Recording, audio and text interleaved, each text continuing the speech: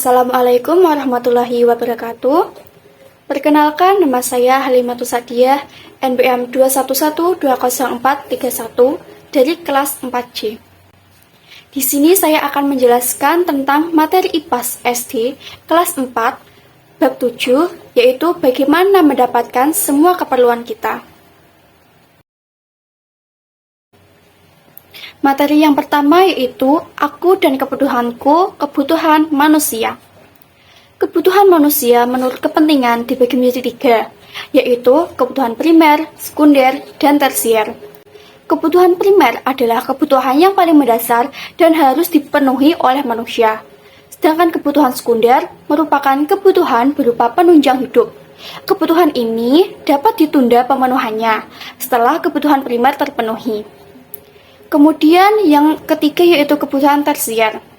Kebutuhan tersier yang berkaitan dengan usaha, menciptakan atau meningkatkan harga diri, prestasi, atau gengsi. Biasanya digolongkan menjadi sebuah kebutuhan kemewahan. Kebutuhan tergantung pada siapa yang memiliki kebutuhan tersebut.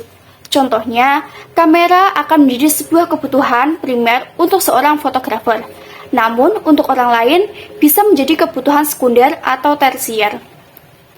Maka dari itu, ketahuilah kalian, mengetahui kebutuhan pribadi dan menggolongkannya ke dalam 3 kelompok kebutuhan itu cukup penting untuk dilakukan.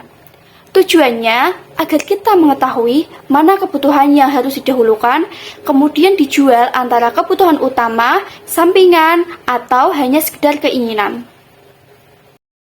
Selanjutnya, kita akan masuk ke materi yang kedua, yaitu bagaimana saya memenuhi kebutuhanku.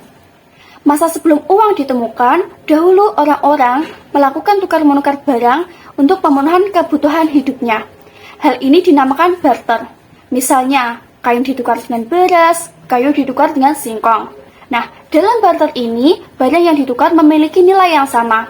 Kalau tidak sama, berarti tidak akan terjadi barter atau pertukaran barang.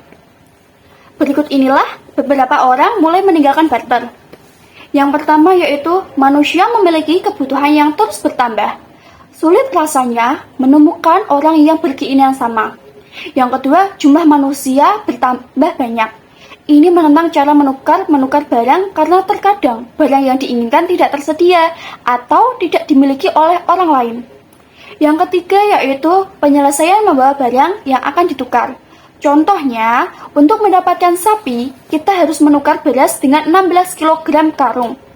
Nah, ini pastinya akan merepotkan orang yang menukarkan sapi tersebut. Begitu sebaliknya, pemilik sapi pasti akan kesulitan membawa 16 kg karung beras. Oke, kemudian kita akan berlanjut pada topik C, yaitu aku membutuhkan kalian. Berkenalan dengan uang. Awal digunakannya uang tidak diketahui pasti. Setelah masa barter ditinggalkan, manusia mulai menggunakan barang sebagai alat tukar. Namun, tidak semua barang bisa dianggap sebagai uang. Syaratnya berharga dan setara dengan barang yang ditukar. Keterbatasan jumlah dan kelangkaan uang, barang ini mulai ditinggalkan. Perdagangan atau tukar-menukar mulai berkembang. Ada sebuah masa ketika logam mulia seperti emas, perak, dan lembaga menjadi pengganti uang barang sebagai nilai tukar. Lalu, mengapa uang emas ditinggalkan juga ya? Nah, emas dianggap memiliki nilai yang tinggi dan tidak semua barang bernilai dengan nilai tukar emas ini. Satu contoh, ayam dianggap memiliki nilai tukar rendah dari emas. Uang emas masih digunakan, namun tidak secara umum. Nah, kegiatan jual beli sebagai salah satu pemenuhan kebutuhan.